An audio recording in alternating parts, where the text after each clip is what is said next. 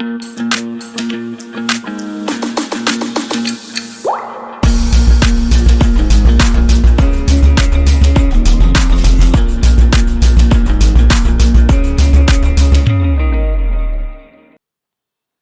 everyone, this is just a general announcement about the CSAT course जो कि launch हो रहा है 1 मार्च से। कोर्स जो है वो 70% डिस्काउंट में चलेगा 1 तक। उसके बाद it will be restore to the normal price. So hurry up, register for the course. For more details, you can WhatsApp us on this number 7724886251. In this course, we would be covering quantitative aptitude, reasoning, data interpretation, linear arrangements, and everything that you can think of. We'll solve a lot of questions, and with this course, you are getting a complimentary course on CSAT with PYQs जो हमने last year launch किया था, जिसमें हमने बच्चों को PYQs के through सिखाया था कि आप क्वेश्चंस कैसे सॉल्व कर सकते हैं। एंड जो भी लोगों ने इस कोर्स को किया था, almost everybody could do 50+ questions right in this course. So please go and register for the course. You can download the course schedule from this link. The link is in the description. You can watch the demo lectures of the last year course, and also if you want to enroll for the course, you can go on this link which is also in the description. And after watching the full course, if you want a refund, that you think that it was not valuable, we'll refund you back. No questions asked, because we believe that whatever we are delivering is quite a worth of value. So please go and register for the course. You can read the student feedback जो last year लोगों ने लिया था उनके, by pausing this slide, or you can go on to the www.thelaymanway.com and you can go into the paid courses section and read these reviews. So that's it. Thank you so much.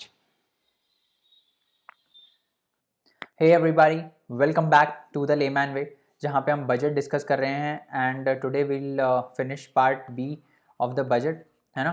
तो चलिए जल्दी से आगे बढ़ते हैं। And if you are new to the channel, do not forget to like, share and subscribe to our channel. Thank you so much. चलिए आगे बढ़ते हैं और आज पार्ट बी देखते हैं। तो सबसे पहले बात करते हैं हम डायरेक्ट टैक्सेस के बारे में। तो इन्होंने बोला है कि अब हम जो टैक्स रिजीम है उसको और ज़्यादा स्टेबल बनाएंगे और ज़्यादा सिंप्लीफाई करेंगे, ताकि जो लिटिगेशन है, जो डिस्प्यूट्स आते हैं टैक्स से रिलेटेड, उसको हम कम कर पाए। और न्यू अपडेटेड रिटर्न का भी प्रावधान किया गया है। तो अगर आपने कोई गलत रिटर्न फाइल कर दिया था तो उसको आप अपडेट भी कर सकते हो एडिशनल टैक्स पे करके। और ये जो टाइम लिमिट है, ये जब भी जो भी असेसमेंट ईयर था उससे 2 साल तक वैलिड रहेगी। मतलब with in 2 years after filing your tax आप अब ये अपडेटेड रिटर्न भर सकते हो। उसके बाद कोऑपरेटिव सोसाइटीज़ की बात करें तो इनके लिए जो मिनिमम अल्टरनेटिव टैक्स होता है MAT, उसको कम कर दिया गया है फ्रॉम 18.5% टू 15%। ये क्यों किया गया है? ताकि और कोऑपरेटिव सोसाइटीज़ और कंपनीज़, मतलब कोऑपरेटिव सोसाइटीज़ और कंपनीज़ के बीच में एक लेवल प्लेइंग फील्ड बना पाए। क्योंकि कंपनीज़ के लिए MAT 15% है और कोऑपरेटिव सोसाइटीज़ के लिए 18.5% है। तो उनके लेवल प्लेइंग फील्ड बनाने के लिए, बराबरी करने के लिए उनको भी अब कम करके 15% कर दिया गया है। ये मिनिमम ऑल्टरनेट मिनिमम टैक्स क्या होता है, MAT क्या होता है, what is minimum alternate tax. तो क्या होता है कि अब जैसे मान लो सरकार जो है वो प्रॉफिट पे टैक्स उठाती है ना, जो प्रॉफिट होता है कंपनी का, उस पर कंपनी को टैक्स पे करना रहता है। तो कंपनी इसके लिए बचने के लिए क्या करती हैं, वो दिखा देती हैं कि हमारा प्रॉफिट ज़ीरो है। तो ऐसी कोई कंपनी जो ये दिखा देती है कि हमारा प्रॉफिट ज़ीरो है, तब भी उसको मिनिमम रेवेन्यूज़ पे जो है 15% टैक्स पे करना पड़ता है। That is called minimum alternative tax in despite of showing zero profit. और इनके लिए अब दूसरा प्रावधान क्या है, जो सरचार्ज है कोऑपरेटिव सोसाइटीज़ के लिए, उसको भी रिड्यूस कर दिया गया है फ्रॉम 12 टू 7%। जो कोऑपरेटिव सोसाइटीज़ 1 करोड़ से 10 करोड़ के बीच में कमाती थी, इनकम जिनका होता था 1 करोड़ से 10 करोड़ के बीच में, उनको सरचार्ज देना पड़ता था। मतलब टैक्स देना पड़ता था, इस टैक्स पे फिर एक और टैक्स देना पड़ता था, that is called surcharge. Surcharge is tax on tax. तो जो वो सरचार्ज था, अब जैसे मान लो इसने टैक्स कुछ टी पे किया, तो अब इसको सरचार्ज लगता था 12% ऑफ टी। मतलब टी पे किया है, अब टी प्लस 12% ऑफ टी और पे करना पड़ेगा। This is surcharge, this component is called surcharge. तो अब ये जो सरचार्ज है उसको रिड्यूस करके जो 12% है उससे 7% कर दिया गया है। करेक्ट। आगे बढ़ते हैं।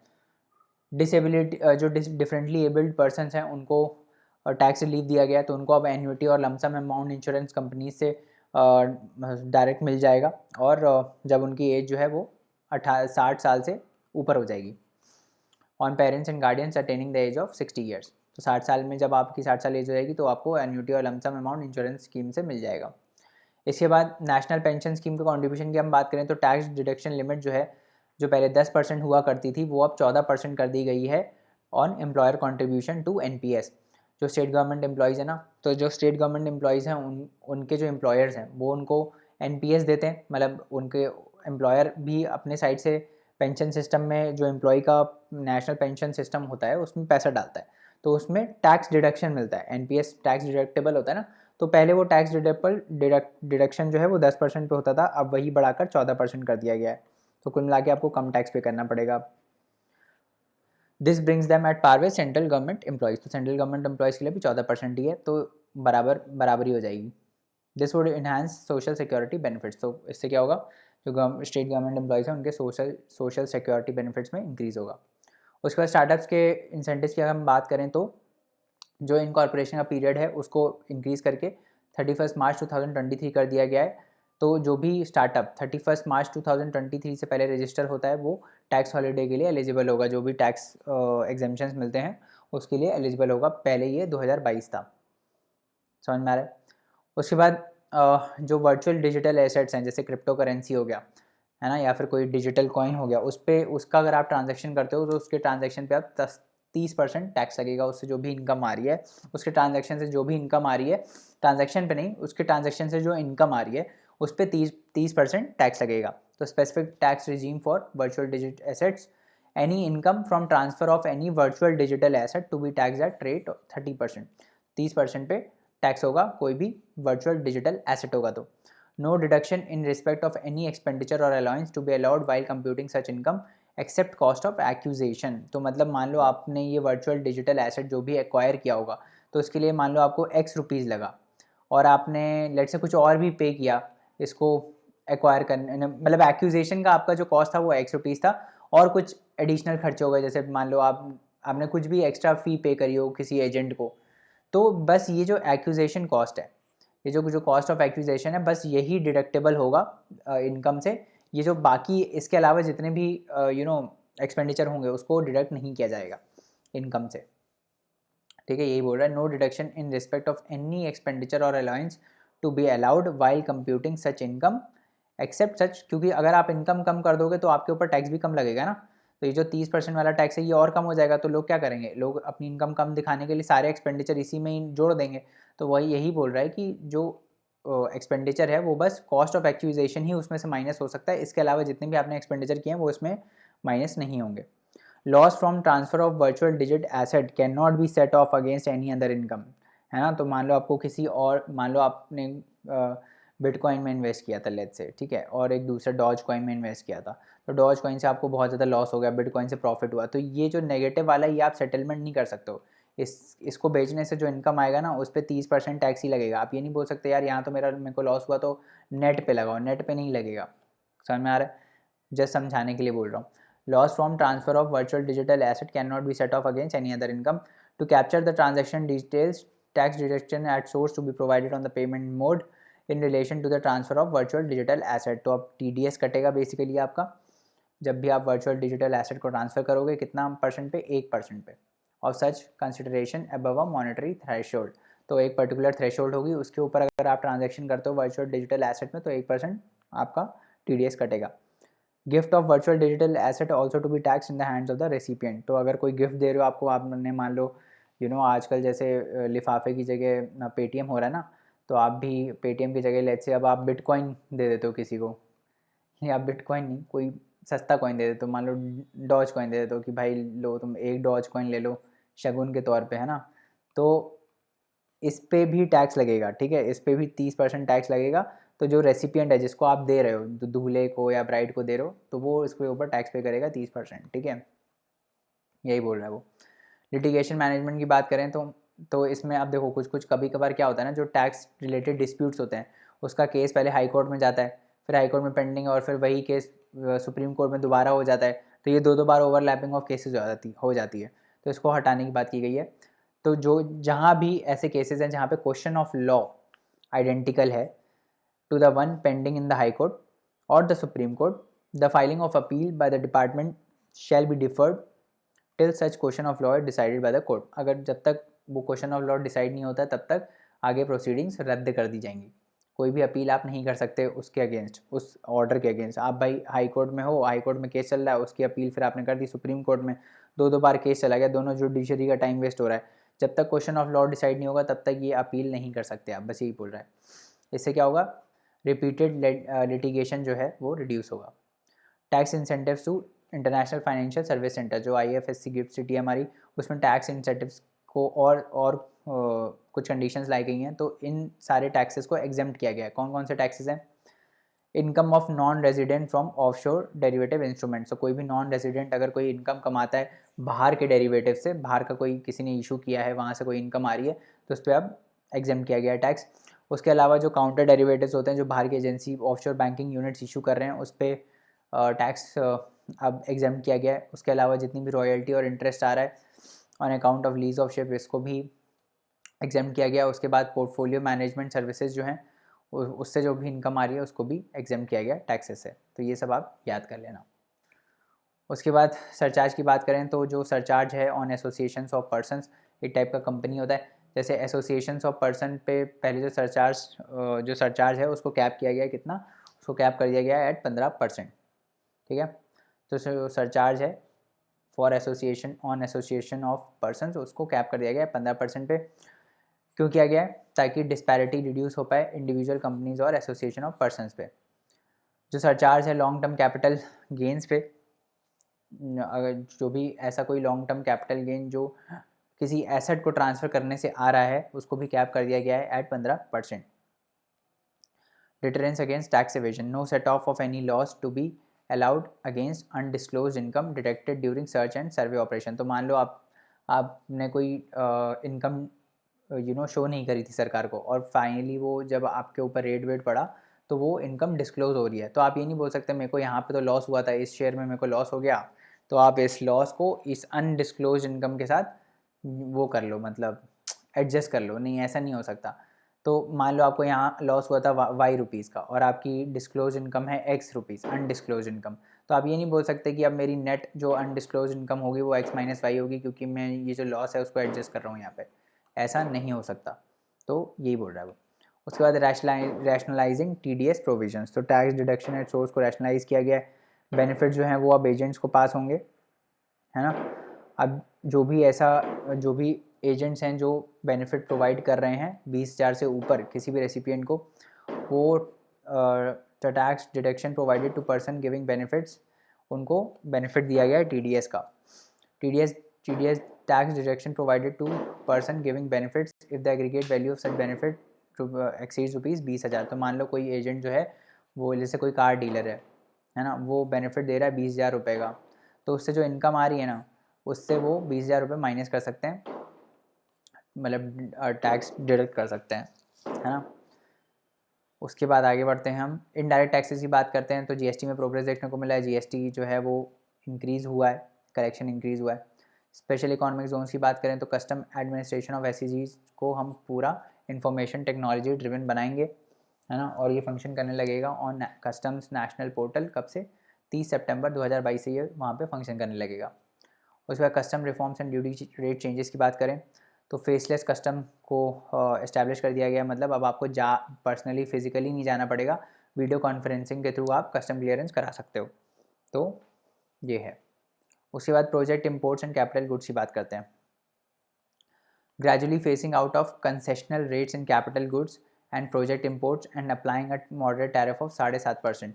7.5% का टैरिफ लगेगा कैपिटल गुड्स और इम्पोर्ट्स पे, ताकि हम डोमेस्टिक सेक्टर और मेक इन इंडिया को मतलब ग्रो कर पाएँ, साथ ही साथ बैलेंस बना के इम्पोर्ट से। उसके बाद जो एडवांस मशीनरीज़ हैं जिनकी यहाँ पे मतलब इंडिया में मैन्युफैक्चरिंग नहीं होती है, उनको थोड़ा एग्जामेशन दिया गया है इस चीज़ में।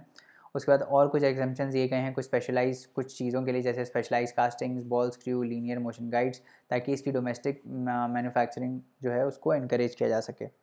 उसके बाद कस्टम एग्जामेशंस एंड टैरिफ सिंप्लीफिकेशन की हम बात करते हैं। तो 350 एग्जामेशन एंट्रीज़ को प्रपोज किया गया है ताकि उसको ग्रेजुअली फेज आउट किया जा सके। एक मिनट, हाँ, like exemption on certain agriculture produce, chemicals, fabrics, medical devices and drugs, medicine for which sufficient domestic capacity exist. तो इन सब पे जो भी एग्जामेशन दिए गए हैं इम्पोर्ट के, उसको अब हटाने की बात की गई है। उसके बाद simplifying the custom rate and tariff structure particularly for sectors like chemicals, textiles, metals, minimum disputes. तो इन सब जो सेक्टर्स हैं जैसे केमिकल्स, टेक्सटाइल और मेटल्स, इस पर कस्टम रेट को कस्टमाइज़ करने, कस्टम रेट्स और कस्टम रेट्स को बेसिकली सिंप्लीफाई करने की बात की गई है। उसके बाद हम एग्जाम्पशन को रिमूव करेंगे किन पे, उन आइटम्स पे जो मैन्युफैक्चर हो सकते हैं इंडिया में, और हम उनके रॉ मटेरियल्स पे कंसेशनल ड्यूटीज़ प्रोवाइड करेंगे। Providing concessional duties on raw materials that go into the manufacturing of intermediate products in line with the objective of make in India and आत्मनिर्भर भारत। तो हम बेसिकली जो रॉ मटेरियल्स हैं उन पे हम एग्जाम्पशंस देंगे ताकि जो फाइनल प्रोडक्ट है अगर वो बन सकता है इंडिया में तो हम बना सकें इधर ही।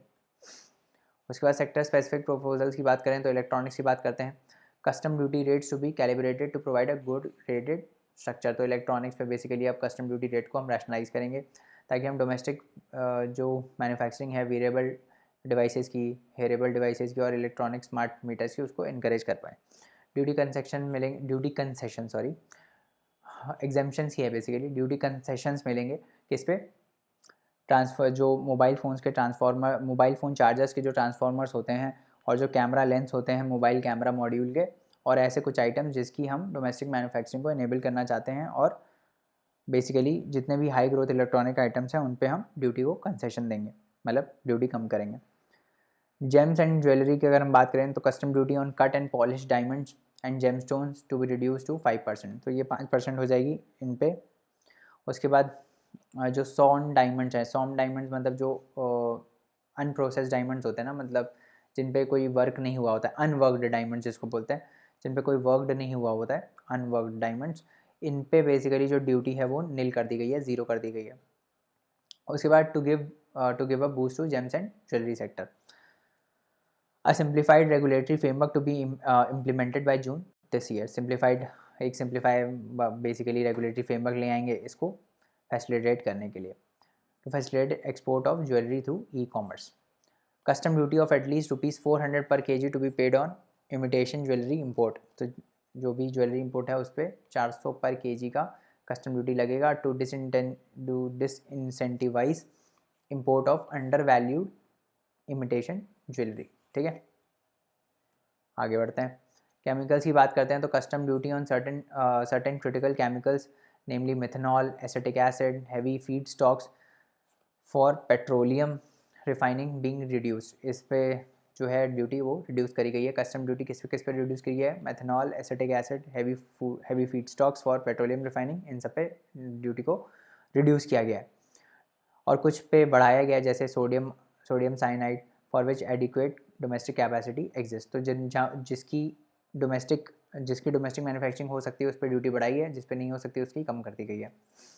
उसके बाद एमएसएमई सेक्टर की बात करें तो कस्टम ड्यूटी जो अम्ब्रेलाज पे है वो 20% से बढ़ा दी गई है, 20% से बढ़ा नहीं दी गई है, 20% कर दी गई है, sorry, being raise to 20%। Exemption to parts of umbrellas being withdrawn, जो एग्जेम्पशन मिले थे उसको हटा दिया गया है। Exemption being rationalised on implements and tools for agri sector which are manufactured in India. तो जो भी ऐसे सेक्टर्स हैं जो इंडिया एग्रीकल्चर सेक्टर में जो भी ऐसे मैन्युफैक्चरिंग फर्म्स काम करें, जो इंडिया में मैन्युफैक्चर जो भी चीज़ें हो सकती हैं जो एग्रीकल्चर सेक्टर में लगती हैं, ऐसी चीज़ें जो एग्रीकल्चर सेक्टर में लगती हैं जिनकी मैन्युफैक्चरिंग इंडिया में हो सकती है, उन पे एग्जाम्पशन को रैशनलाइज किया गया, हटाया गया बेसिकली, और कुछ नहीं है। Custom duty exemption given to steel scrap last year extended for another year to provide relief to MSME secondary steel providers. तो जो लास्ट ईयर स्क्रैप स्टील पे जो ड्यूटी एग्जाम्पशन दिया गया था उसको एक्सटेंड कर दिया गया है ताकि हम जो एमएसएमई स्टील प्रोड्यूसर्स हैं उनको हम रिलीफ प्रोवाइड कर सकें। उसके बाद certain anti dumping and countervailing duties लगेंगी स्टेनलेस स्टील पे, सॉरी लगेंगी नहीं, इसको रिवोक कर दिया गया। Certain anti dumping and countervailing duties on stainless steel, coated steel, flat product, bars of alloy steel and high speed steel को हटा दिया गया है ताकि हम जो हाई प्राइसेस हैं मेटल के उसको रैशनलाइज कर पाएँ, कम कर पाएँ। उसके बाद एक्सपोर्ट्स की बात करें तो एक्सपोर्ट्स को इंसेंटिवाइज करने के लिए एग्जेम्पशन प्रोवाइड किए गए हैं किस पे, जैसे embellishment, trimming, fasteners, button, zipper, lining material, specific leather, furniture fittings, packaging boxes, इन सब के एक्सपोर्ट को बढ़ाने के लिए एग्जेम्पशन प्रोवाइड किए गए। उसके बाद बात करते हैं हम duty being reduce on certain inputs required for shrimp aquaculture. तो श्रिम्प का जो प्रोडक्शन होता है उसके लिए जितने भी इनपुट्स रिक्वायर्ड हैं इन पर ड्यूटी हटाई गई है ताकि हम इनके प्रोडक्शन को इन्हांस करके इसका एक्सपोर्ट बढ़ा पाएँ।